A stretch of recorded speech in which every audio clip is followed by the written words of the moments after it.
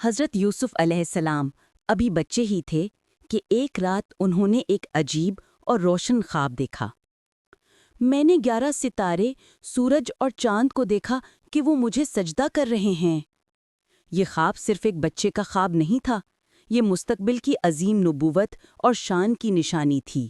یوسف علیہ السلام خوبصورت، نیک اور اپنے والد کے دل کے بہت قریب تھے۔ یہی محبت ان کے بھائیوں کے دلوں میں حسد کی آگ بن گئی، اور ایک دن انہوں نے ایک بہت بڑا ظلم سوچا، ایک ایسا ظلم جس نے یوسف علیہ السلام کی پوری زندگی کا رخ بدل دیا۔ بھائیوں نے کھیلنے کا بہانہ کیا اور یوسف علیہ السلام کو اپنے ساتھ لے گئے۔ پھر ایک سنسان جگہ، ایک گہرا کنواں اور ایک معصوم بچہ۔ انہوں نے یوسف علیہ السلام کو کنویں میں پھینک دیا۔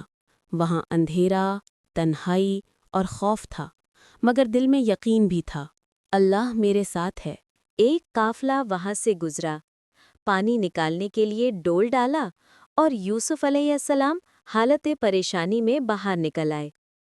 قافلے والوں نے انہیں غلام سمجھ کر خرید لیا اور مصر کی طرف لے گئے۔ یہ سفر غلامی نہیں بلکہ بادشاہت کی طرف سفر تھا۔ مصر پہنچ کر یوسف علیہ السلام کو عزیز مصر نے خرید لیا۔ یوسف علیہ السلام نیک، سچے اور نہایت حسین تھے۔ گھر کے سب لوگ ان سے محبت کرتے تھے، سوائے ایک شخص کے، عزیز مصر کی بیوی۔ اس نے یوسف علیہ السلام کو گناہ کی طرف بلایا، مگر انہوں نے فرمایا، میں اللہ کی پناہ مانگتا ہوں۔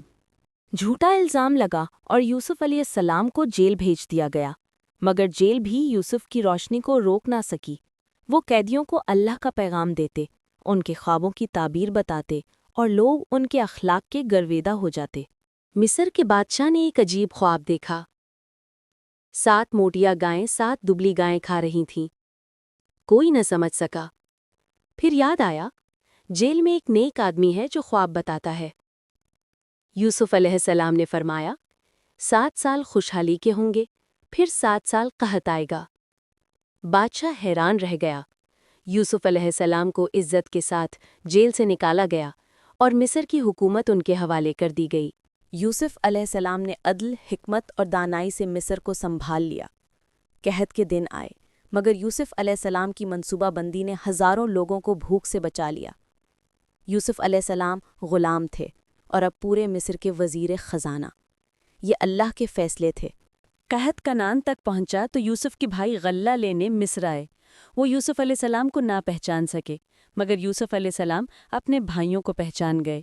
انہوں نے بدلہ نہ لیا، بلکہ اپنے چھوٹے بھائی بنیامین کو اپنے پاس رکھا اور محبت سے سب کو معاف کر دیا۔ آخرکار وہ دن آیا جب حضرت یعقوب علیہ السلام بھی مصر پہنچے۔ والد اور بیٹے کی برسوں بعد ملاقات آنسوؤں سے بھری ہوئی تھی۔ اس وقت وہی خواب پورا ہو گیا۔ 11 بھائی والد اور والدہ جیسے مہربان لوگ یوسف علیہ السلام کے سامنے ادب سے جھک گئے۔ یوں اللہ کا وعدہ سچ ہو گیا۔